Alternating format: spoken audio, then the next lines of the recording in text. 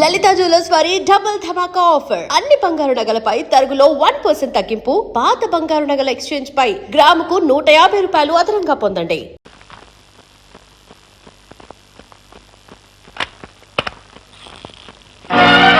ఇంత ఊళ్ళో నువ్వు ఉంచుకోవడానికి నా మొగుడు దొరికాడా? ఏమిటి నువ్వు మాట్లాడేది? గంతకు తగిన బొంతలాగా నీకు తగిన మగాడు నువ్వు పెళ్లి చేసుకోవచ్చుగా. పెళ్లి పెట్టాకులు లేకుండా పరాయిదారి మొగుడికి వల వేసి పచ్చని కాపురంలో చిచ్చు పెట్టడానికి నీకు సిగ్గులేదు?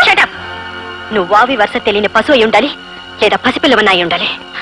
సహాయం పేరుతో మా ఆయనకి నువ్వు దగ్గరయ్యి నన్ను దూరం చేయాలనుకుంటున్నావా? మన సీరికైతే ఆలోచనలు వక్రంగా ఉంటాయి. కృష్ణమూర్తి తన సంకల్పం నెరవేరాలని, తన కాళ్ళ మీద తను నిలబడి నలుగురు గర్వపడేలా బ్రతకాలని అహోరాత్రులు కష్టపడుతున్నాడు. భార్యగా నువ్వు అతన్ని చెడుగా అర్థం చేసుకున్నావు. ఒక అక్కగా అతనిలో మంచిని గమనించి నేను సాయపడ్డాను. ఎస్, కృష్ణమూర్తిలో నా తమ్ముడిని చూశాను. నా తమ్ముళ్ళ మరో చదువుకున్న తమ్ముడు. నిరాశ నిస్పృహలకు లోను కాకూడదని తాపత్రయపడ్డాను. నా తమ్ముడు కూడా కృష్ణమూర్తిలాగా గోల్డ్ మెడలిస్ట్. అక్క మాట్లాడక, నాకు రావాల్సిన స్మాల్ స్కేల్ యూనిట్ లోను ఎస్ఎఫ్సి వాళ్ళు మరెవరికో ఇచ్చేశారు. ఇండస్ట్రీస్ మినిస్టర్ జోక్యంతో మొత్తం అవకాశం చేయి జారిపోయింది. నన్ను ఏం చేయమంటావరా? నువ్వు ఒక్క మాట చెప్తే చాలు. డిప్యూటీ కమిషనర్ కాబట్టి తప్పకుండా వింటారు. సారీరా, నేను జోక్యం చేసుకోవడానికి అది నా డిపార్ట్మెంట్ కాదు. నేను నీ తమ్మున్నక్క. తెలుసురా, అయినా నేనేం చేయలేను. నిద్రపోవడం మాని రాత్రింపౌళ్ళు కష్టపడి చదివాను. ఇంటర్మీడియట్ పరీక్షలు రాసిన 8 లక్షల మంది విద్యార్థుల్లో ఫస్ట్ ర్యాంక్ సంపాదించాను. ఎంసెట్ పరీక్షలో స్టేట్ టాప్ 10 ఒకటిగా నిలబడి సీట్ సంపాదించాను. కానీ ఏం లాభం? అర్హత సమర్థత ఉన్న నేను మీ బ్యూరోక్రాట్స్ అవినీతికి బలై దిక్కుతోచక ఆందోళన పడుతున్నాను.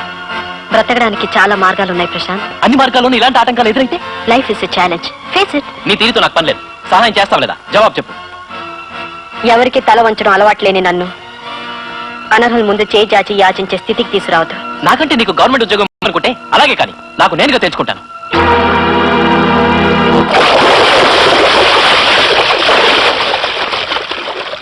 साहब, एक स्टूडेंट आपसे मिलने आया है. अंदर भेजो.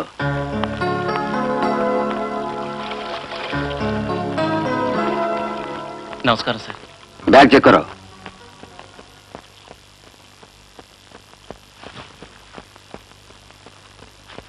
जाओ. కూర్చో. పర్వాలేదు సార్, నాకు హెల్ప్ చేయండి సార్. నాకు రావాల్సిన స్మాల్ స్కేల్ యూనిట్ లోను ఎస్ఎఫ్సి వాళ్ళు మరెవరికో ఇచ్చేశారు. ఒక అతను బావమరిదికి రికమెండ్ చేశాడు. ఎవరతను? మీరే సార్. రాస్కల్, నా ఇంటికి వచ్చి నన్నే నిలదీస్తావు.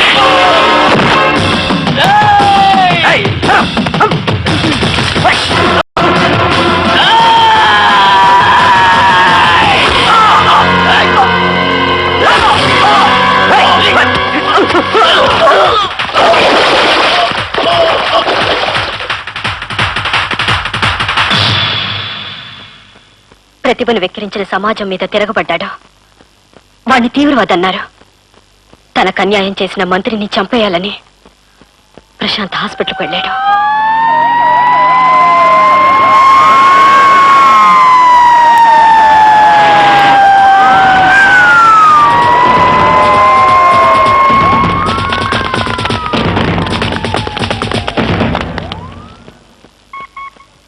ప్రశాంత్, మర్యాదగా లొంగిపో. నువ్వు లొంగిపోతే శిక్ష తగ్గుతుంది.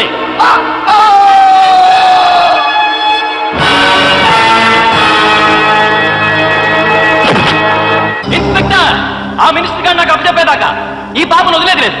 లేకపోతే ఈ బిల్డింగ్ ని బాంబుతో కూల్చేస్తాను. బిల్డింగ్ చుట్టూ పోలీసులు ఉన్నారు.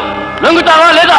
నెవర్. హలో ప్రశాంత్, నీకు హాఫ్ అవర్ టైం ఇస్తున్నాను. మేడం, మర్యాదగా చెప్పిన మాట విను. అవును మేడం. మర్యాదగా కింద దిగిరా, లేదా కాల్చిపోవస్తా.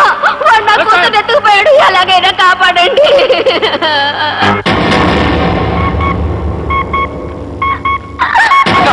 నువ్వు రావద్దు, వెళ్ళిపో. నా దగ్గరికి వచ్చావంటే డేంజర్. ప్రశాంత్, నువ్వు వ్యక్తిగత కక్షతో చేసే దాడి వల్ల ఎంత ప్రాణ నష్టం జరుగుతుందో తెలుసా? హాస్పిటల్లో 5,000 మంది పేషెంట్లు, డాక్టర్లు, స్టాఫ్ ఉన్నారు. అలాగైతే ఆ మంత్రిగా నాకు అప్పచెప్పండి. Prashant. Yes, ex Prashant, present comrade Prasanna. నాకు ఇప్పుడు సెంటిమెంట్లు లేవు. దయచేసి నా దగ్గరికి రావద్దు. నా మాట విను. రావద్దు ప్లీజ్ ప్రశాంత్. రావద్దు, వెళ్ళిపో, వెళ్ళిపో. ప్రశాంత్,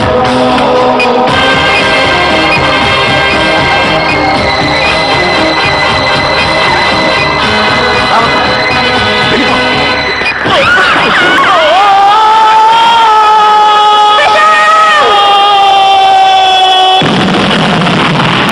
వాడి జీవితంలో దీపం వెలిగించలేను నేను. వాడి సమాధి దగ్గర దీపం వెలిగించాను. ఆ దుస్థితి రాకూడదని నీ భర్తకి సాయం చేశాను. మమ్మీ ఈ పాప ఎవరో తెలుసా? నా కూతురు. నాకిద్దరు పిల్లలు. ఆ ఫోటోలో ఉన్నవారే నా భర్త. ఆయన బాంబేలో ఉద్యోగం చేస్తున్నారు. ఇద్దరు అభిప్రాయాలు ఒకటే. అవినీతికి ఎదురు తిరిగి నీతికి చేయూతనివ్వడమే మా కర్తవ్యం. అందుకే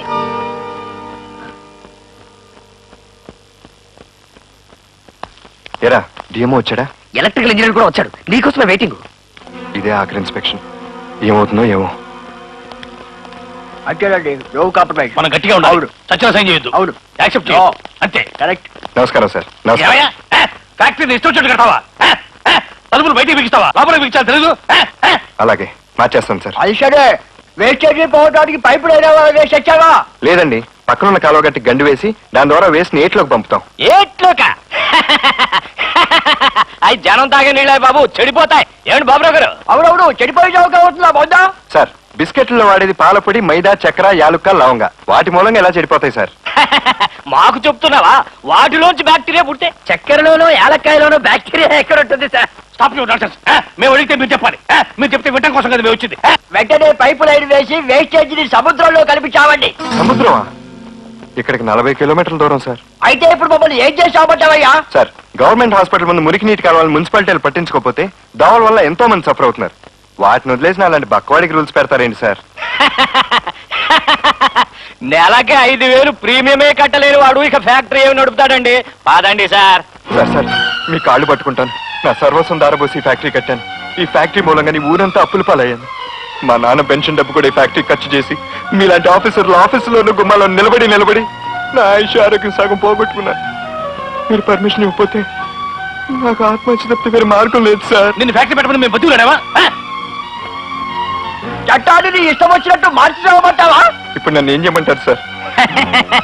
ఎవడన్నా సొమ్మున్న వాడిని చూసి అమ్ముకో. కొనడానికి పార్టీ రెడీగా ఉంది.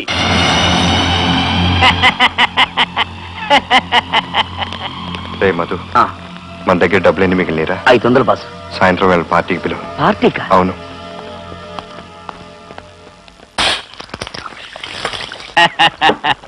వాళ్ళ అన్న బోరబోతే గాని వీడు మంచోడేనా? ఏంటయ్యా మంచి? చేతిలో పైసా లేదన్నాడు. పొద్దునంత బిల్డప్ ఇచ్చేసరికి సాయంత్రం పార్టీ ఇచ్చి తలా 25,000 చేతిలో పెడుతున్నాడు. ఎంతసేపు ఎక్కడికి ఏం చేశావు? ఈ బిల్డింగ్ పై నుంచి కింద దాకా పెట్రోల్ పోయడానికి వెళ్ళాను. ఏంటయ్యా అది?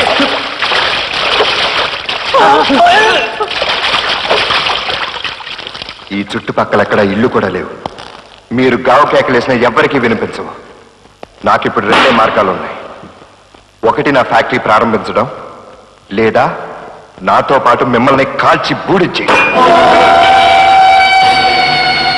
తమిళనాడులో తగరప్రేక్ష షెడ్డులో వేలకు వేల చిన్న పరిశ్రమలు నడుస్తున్నాయిరా. మహారాష్ట్రలో, గుజరాత్లో డాబాల మీద కుటీర పరిశ్రమలు నడుస్తున్నాయిరా. మన రాష్ట్రంలో డబ్బు లేదా, తెలివి లేదా, శ్రామిక శక్తి లేదా, అన్నీ ఉన్నాయి. కానీ మీలాంటి అధికారుల అత్యాస వల్ల, బ్యూరోక్రసీ వల్ల నా ఫ్యాక్టరీ ప్రారంభం ఆగిపోయింది. 25,000 50,000 లంచం ఇస్తాననేసరికి కుక్కల్లా తోకడించుకుంటూ వచ్చారా. మనమంతా బానిసలం, గానుగలం, పీనుగలం.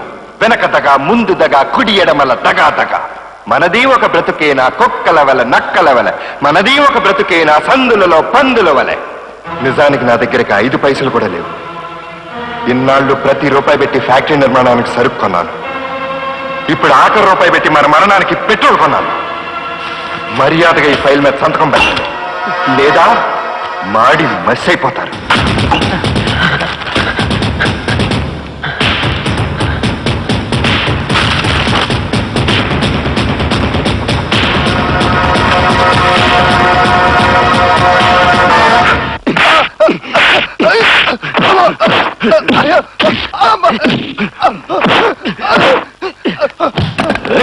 వదిలేండి సార్. బెల్లం బిడ్డలు కలవాడు. వీడికైనా బెల్లం బిడ్డలు ఉండేది? నాకు లేరా? నేను పొరంపోకుడా? వీడెవడో తెలుసా? మీ బావమరిదండి. కాదు, నాకు పొగుడు. వీడికి ఫ్యాక్టరీ ఇప్పించడం కోసం వాడి దగ్గర శపథం చేశాను. ఈ ఊళ్ళో నేను ఎవరిని ఎక్కడ సంతకం పెట్టమంటే ఇక్కడ పెడతానండి. కానీ మీరు వెళ్ళి వారి దగ్గర సంతకం పెట్టొచ్చారు. ఒక్క మాట నన్ను అడుగుంటే ఎంత కావాలంటే ఇచ్చేవాడిని. నా పరువు తీశారు. పెళ్లి నడవలేసి శోభన నాడు భజంత్రులు లాంచినట్టు ఆ నెట్టుకున్న ఉలర్తో పెట్టి వెళ్ళి ఆ ఫ్యాక్టరీ ఓపెన్ కూడా చూడు.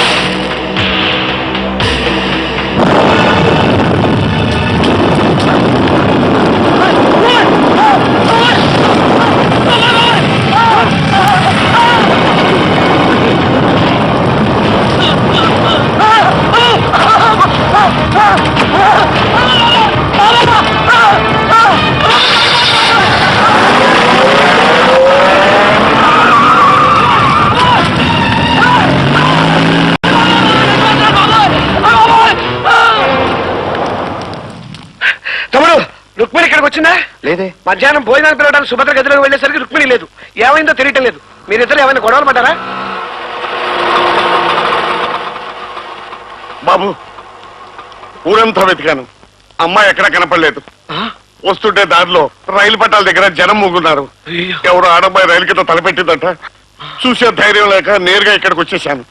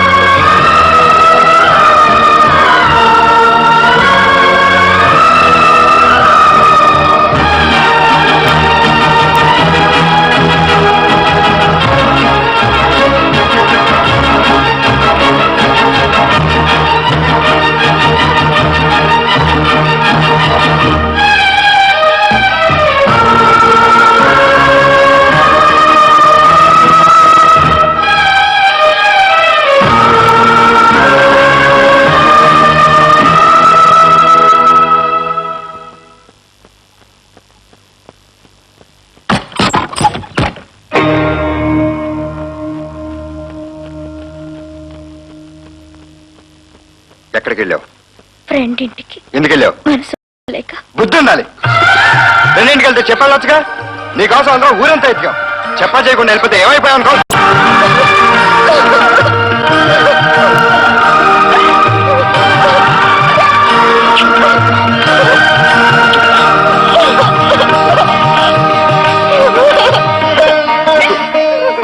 బాలుడు, ఈ అనర్థం అంతా నా వల్లే జరిగిందయ్యా. మీరిద్దరూ పోట్లాడుకోవడం చూశాను.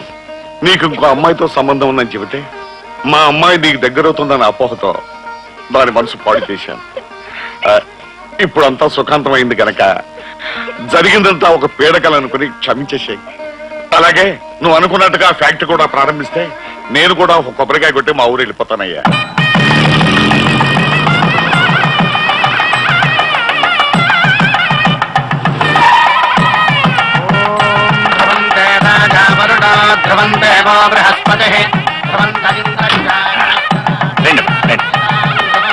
నూతన కర్మాగార ప్రారంభోత్సవ పూజాంకరిష్యే అసంగ దీప ప్రజ్వాలన ముహూర్తస్తు ముహూర్తోస్తు దేవీం రాజవజనయంత దేవాః తాం సర్వమనః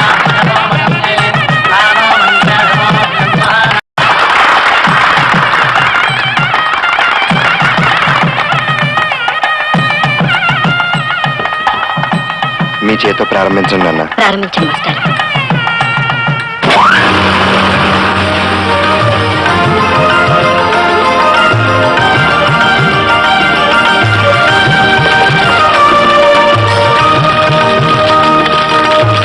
అందరూ దగ్గరగా ఉంచండి, ఫోటో తీస్తాను.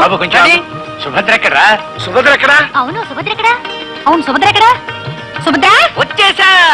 ఏమిటి అలా చూస్తున్నారు? మీ ఇద్దరం పెళ్లి చేసుకున్నాం, ఉరికి చేసుకోలేదు. ఫ్యాక్టరీలో వాటా ఇవ్వాలి. ఒరేయ్, ఈ సందర్భంగా అందరూ బిస్కెట్స్ తీసుకోండి. అది తీసుకోండి, తీసుకోండి.